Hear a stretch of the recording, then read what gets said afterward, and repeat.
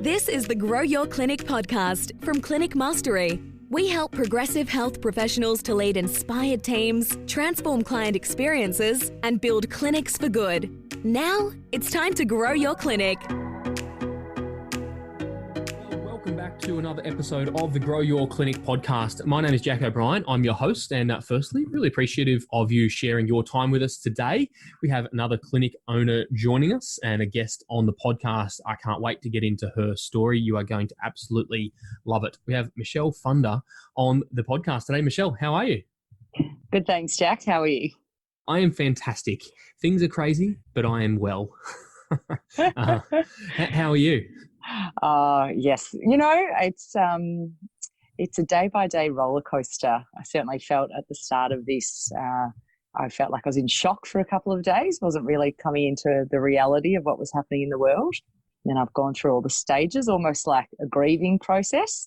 And then I go through waves of feeling strong and awesome, we're going to get through this. And then tougher times thinking, oh, this is not great. I'm feeling down.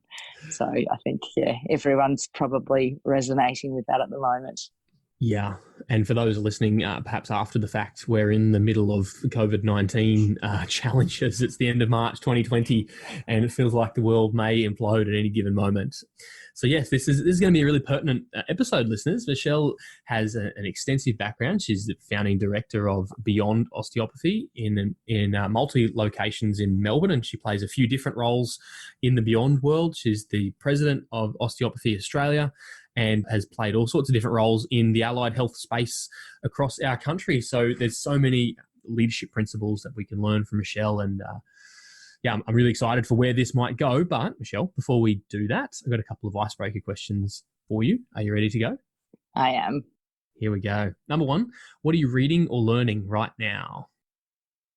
Right now, I'm probably not reading anything because I'm passing out because I'm exhausted. But beside my bed is Bill Bryson's The Body, A Guide for Occupants. So that's kind of a little bit lighthearted. Someone gave that to me as a birthday present. So trying to, switch the brain off, although that's been hard recently, and grab a few little pages of that. So it's a nice way of looking at the body. Love it. Number two, who inspires you? Oh, who inspires me? I would say it's my family and friends, to be honest. My parents, definitely. My mother was probably my strongest inspiration. She was born with congenitally displaced hips. Growing up, so she had quite a severe limp. And growing up, I never really noticed it because when you grow up with a parent that has a sort of disability, whatever that may be, it's not really different to you. But she had 4 children. She played tennis. She swum every pier to pub for the last 30 years. She's a gun golfer. And when she finally got her hips replaced, the surgeons just couldn't believe how her life had been. And really, when I look at the way that she's approached her life, she just is so inspirational. Nothing gets her down, and she just is a little go-getter. So my little mum, she's about 5'1", 5'9.5". So she's a champ. But That's definitely awesome. I'm inspired by my dear friends and family. So good. So good. What did you want to be growing up? Ooh, do you know what I wanted to be was a park ranger down at Wilson's Promontory. Yep. I just wanted to be in nature. Yep. And, with the animals in the wildlife. I have often thought if I stop being an osteopath, I might become a botanist because, I can just talk to the plants and... Oh, so good. Well, Wilson's Promontory is a beautiful part of the world to chat with the plants, no doubt. Yeah. Number 4, what's a motto that you live by? My motto is probably move through life, which is the motto we actually have at Beyond. And that is, both in a physical and mental space. I think, physically it's important to move. That is part of me and my person. Like I'm an active person and I need that to feel good. But also at a mental level, when you're facing challenges, I often feel, you have 2 options, and for you to move through life, you got to take the right option to get you through. So, that's probably how I roll. So good. Okay, so let's dive into your story, your journey a bit, from the little girl who wanted to talk to the trees and be the park ranger through to now someone who wears multiple hats across different organisations. Connect the dots for us. Okay, so I am number 3 of 4 children. I've got an older sister, older brother, a little bit of a space, then myself and my younger sister. Probably from a young age, I took on a funny little mothering role. So I used to very much look after my younger sister. So I've always had this weird sort of, responsibility about myself when I reflect. From a young age, I loved sport, really into sport, and, did basketball, little athletics, certainly wasn't into the ballerina stuff or gymnastics, Right. wasn't that type. But I remember distinctly, winning the state championships 4x100 little athletics relay at, I think I was 8 or something. And we got these gold medals. And I just really remember the pride that my family, especially my father, showed when I had achieved in this space. And when I do a lot of, deep diving back into my life and try to put all the dots together. And I think from there, I probably developed this sense of wanting to achieve, to, make people feel proud. So I think in a way that shaped me. So through my schooling, I was fairly studious. I rowed at a really high level. So after school, I rowed at Melbourne University Boat Club, represented Victoria and Australia. So while everyone was at uni going on pub crawls, I was, training a couple of times a day, finishing my osteopathy degree. During that time, I actually did my master's on schoolgirl rowing injury, just because in my head I had thought that in practice I sort of already had that business now, so that they were the kind of clients I wanted to see. What am I going to offer them? So I thought, how about I do research into that client group, and that might set me up for success going forward. I retired from rowing when I finished my degree and thought, I haven't been overseas. I think if I start practicing in Melbourne, I might not leave because, you get your client list. So I thought, you know what, I might go and try my hat overseas. So the funny story, I was down in Torquay doing some observations with an osteopath, a girl called Bronwyn, and she said, what do you want to do next year? I said, I'm thinking maybe of going overseas. I've got an Irish passport, so maybe try and get a job in Ireland. And she said, why don't you go and work for my old boss? I used to work for this guy called Phil Jeffers in Wexford. I'll send you his details.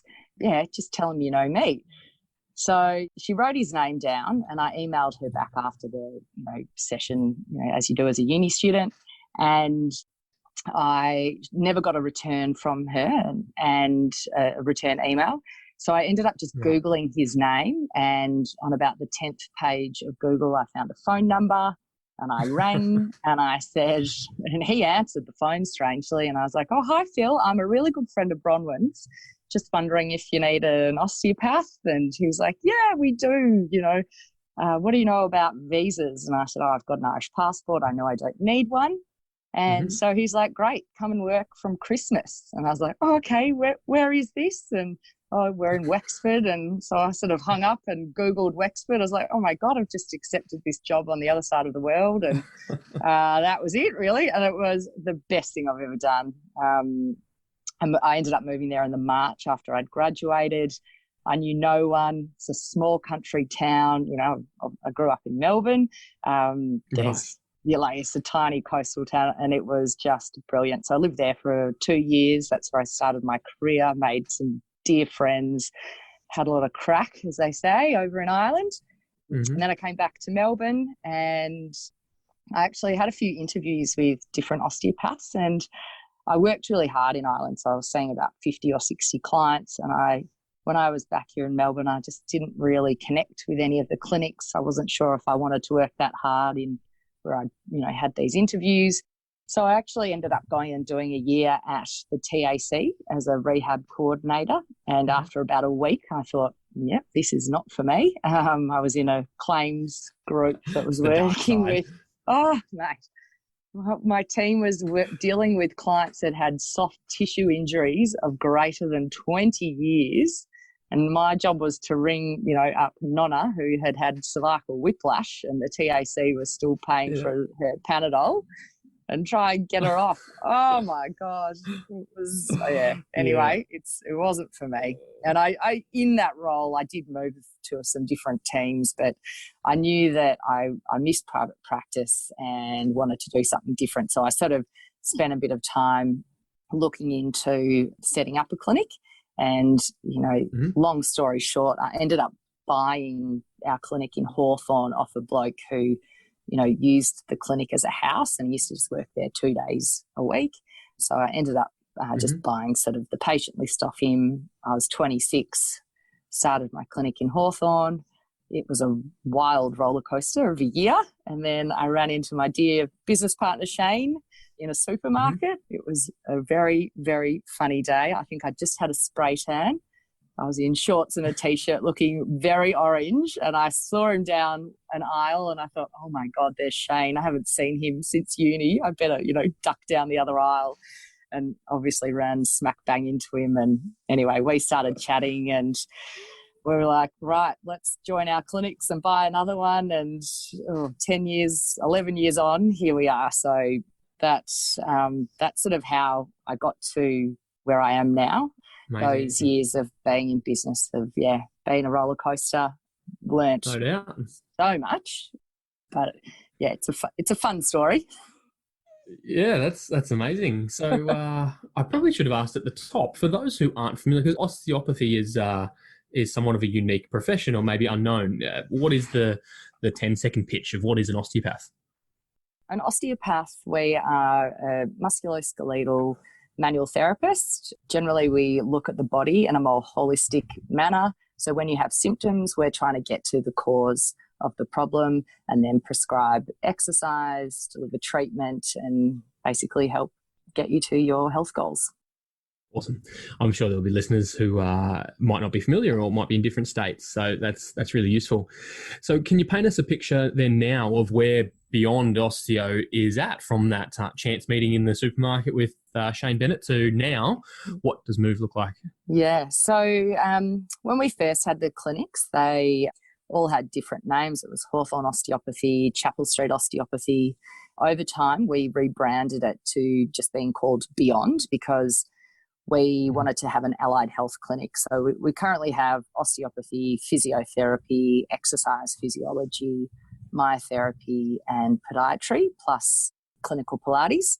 So we wanted to create a brand that wasn't service specific, and that was kind of your one-stop shop for anyone that was wanting to work on their health goals in a musculoskeletal space. So we did that. A couple of years ago, we started our Blackburn clinic with another friend from university who was in the same year as Shane and I. Since then, we've really evolved. So we've got a different structure. We've got a team of 40 that are all employed. We've got a group of 4 shareholders, and we have a board that meets regularly. The business has really moved in a way that's centered on helping our clients move through life, but also our team, and really making sure that we're team focused and creating career levels for them. So we're pretty passionate about that. Knowing in allied health, often you leave uni, go and work for someone, and then from there it's either run a business. There's not a lot of options. So, we sort of sat down and developed these pathways so the team can become mentors and get paid for that. So they mentor the more junior staff. They can have flexible working arrangements. They can become a clinic manager and director, or they can buy into the business and be a shareholder. So we're sort of trying to create a space where allied health has a little bit more career trajectory, because not everyone just wants to do the hands-on treat client stuff, and we're just hoping to be able to give people those options. Love it. Yeah, and listeners, we've had Shane Bennett on the podcast in a previous episode, so you can flick back through the archives and learn more about the Beyond story specifically. Michelle, I'm interested. How does one end up being the president of a professional association? You're the president of Osteopathy Australia. How do you fall into that sort of role? Yes, that was interesting. So 2 years ago, 2018, or it would have been 2017, I decided to apply to be a director on the board of Osteopathy Australia. And that really came off the back of, as a small, fairly unknown profession, we do meet a lot of challenges as a result of that. So whether that's, professional health insurers not recognising things, just the general public not knowing who we are. Often people say, oh, osteopaths, bones, and you think, oh gosh, this is not good. So I sort of was like, all right, I need to be proactive here. I feel like there's something I can give to the organisation. So it's a voluntary role. So I applied for that, and I was lucky enough to get voted onto the board. And then halfway through last year, the President, Bill Adamson, who is absolutely a terrific chap, he decided that he wouldn't run again, and he sort of tapped me on the shoulder and said, I think you'd be good at this. And I thought, oh my gosh, what am I doing? I thought it was lovely, and it played into my ego for about 10 minutes. And I thought, oh, wow, I feel really special and important. But then I thought, oh, hold on, this isn't about ego. I need to have a really clear idea as to what the responsibilities and the roles are. And really, if I'm going to do this role, I want to be effective at it. So I ended up going and chatting to all the external board members and just asking them about getting some advice really around what they thought a good president is, and where we can be better as an association, and really as a board, how we can be more effective. And so when the nominations came around, I popped my hand up and had to deliver a 10-minute little speech. And I was lucky enough for the board to decide that I could do the job. And so it's a 2-year term that I started in 2020 at the start of this year. And it's been an interesting time, obviously, with all the things happening in the world. Obviously, the association, it's time to shine, to really make sure that we're supporting our members and providing them with all the information and resources we can to help them. I think it's absolutely unreal. As a female in leadership of a prominent professional association body, what's that been like from that women in leadership perspective? Yeah, it's really interesting. I think being in health, we're not exposed to a lot of, the things that say my sister, she's a banker with Macquarie, and she's one of 2 women on a team of 100. So she's exposed to different challenges that we are in allied health. And, dear Shane at Beyond is the only man in the leadership team, and there's a whole heap of women. So, it is funny, but in the board setting, what's really interesting is when we call for nominations, there's always a much higher percentage of men that put their hands up. I was a bit shocked to that. Maybe I'm a bit naive as to realising that maybe there are a lot of women out there that lack the confidence to think that they can be good at these types of things. So it was interesting in my pitch when I was doing my nominations sort of speech to become president. I was asked some really interesting questions. I'm currently a single parent with a 2-year-old and obviously running businesses. And, one of the questions was, how do you think you'll fit this into your life? And my answer was, give a busy person a job and they'll get it done. But, Correct. There are some preconceived ideas about your ability, and, we can go into that whole thing of, can you have it all, the family, the career and all this stuff. That's obviously a pretty interesting topic and something that's been spoken about a lot. But, I suppose I just say to all the women out there, put your hand up and give it a go. And, we need you. We need the voice of women in allied health, because we do make up a larger proportion of the profession. So on that then, if I can press a little deeper, you say your advice is to, put your hand up and have a go. What are some really practical things that those women allied health clinic owners or health professionals can do? What they can do. I think it's about having confidence to not doubt yourself. So, whether that's doing a course like the Australian Institute of Company Directors, or joining the the Australian Institute of Management. So making sure you're networking with other women in those positions and from different sectors. And I think that's where I learn so much, is when you're talking to women in leadership in other areas. that's been, terrific because your eyes are opened a little bit more. So I'd say definitely look at where you're networking because that will give you more confidence. Make sure you're on LinkedIn, that you're connecting with people that way, and put your hand up for something that you feel uncomfortable with.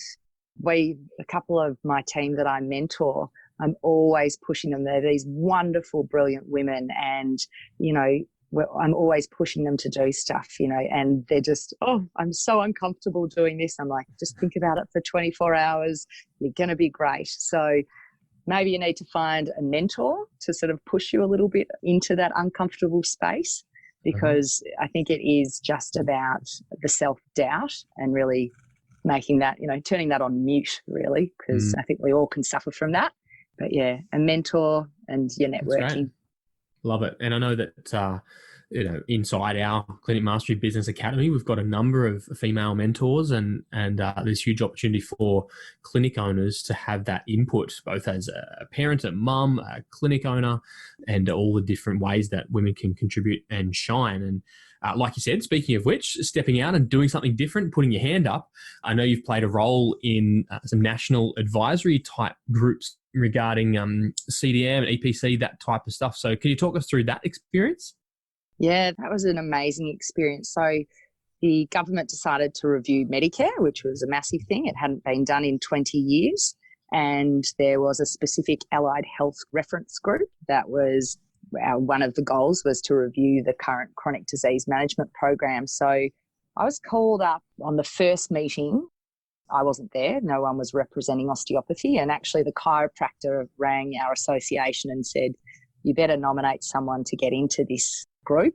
And so I think my daughter was maybe 8 weeks old and I was at home, but I was like, I can do this. Let me get out there. I'll throw my weight around and make sure osteopathy has a voice. So it was interesting. So a couple of meetings in Melbourne, flew up to Canberra, took the breast pump with me, and we worked together as an allied health team to review things. So what we put forward was really, obviously, we all know we only get 5 consults a calendar year, and there's not many people that would not want to ask for, obviously, a few more treatments for those clients that are on those programs, knowing that they've got those chronic conditions.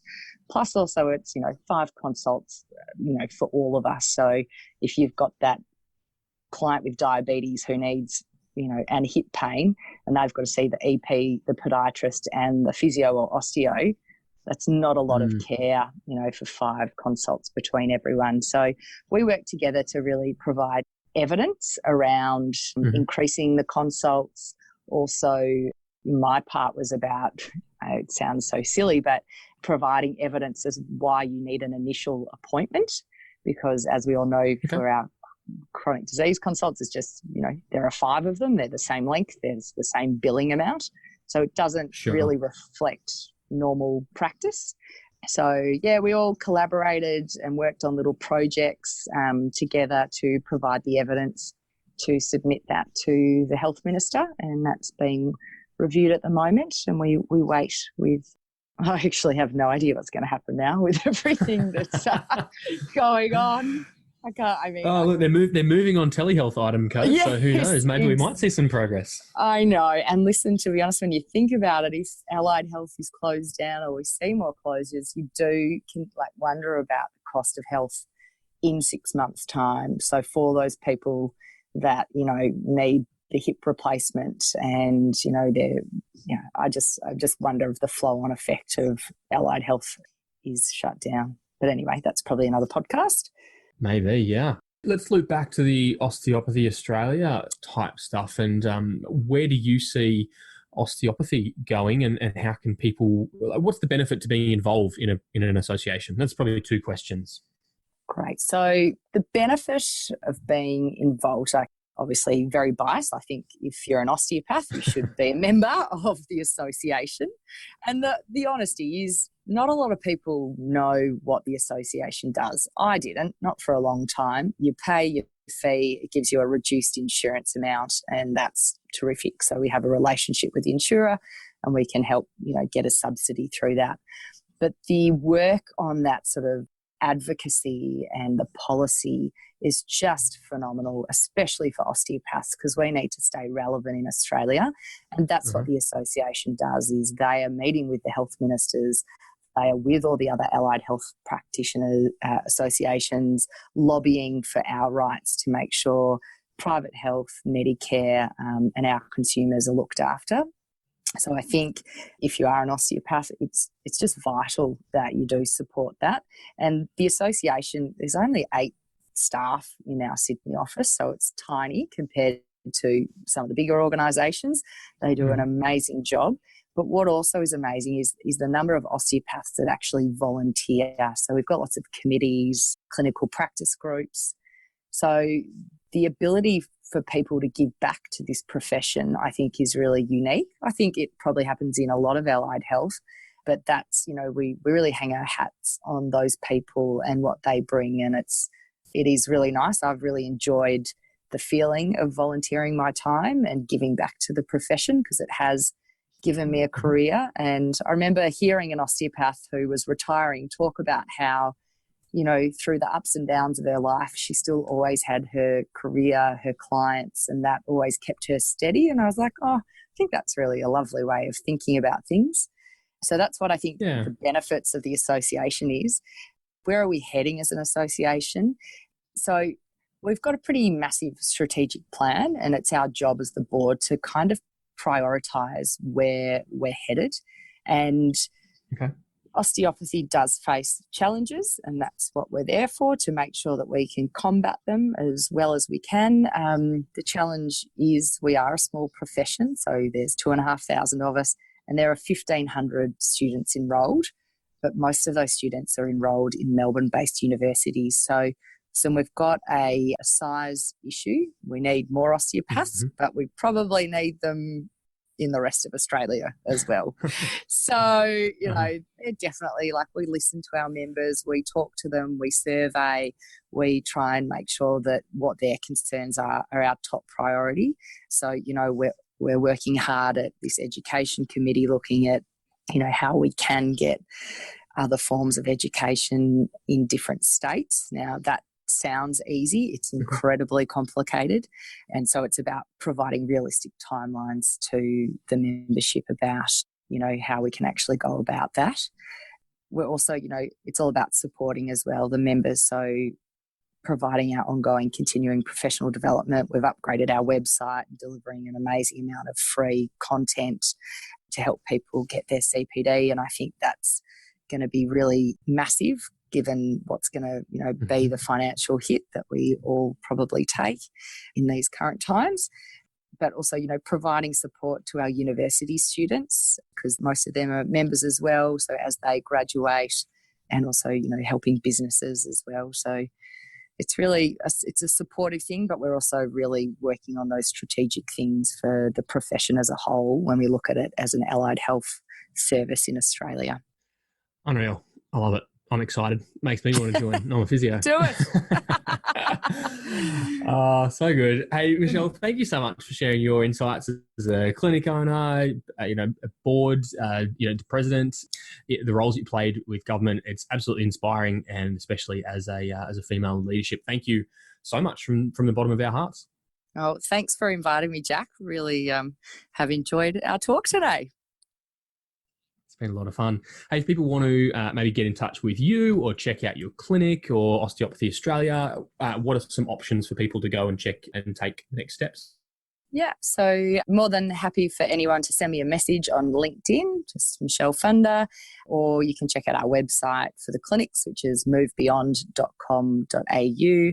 And if you want to learn a bit more about osteopathy in particular, the Osteopathy Australia website is ACE. It's got a find an osteo function. So if you want to even try and have an osteo session and look up somewhere local, I definitely encourage you to give osteo a go, which was one of our slogans, I think, last year in our Osteo Awareness Week. So, yeah, thanks very much, Jack.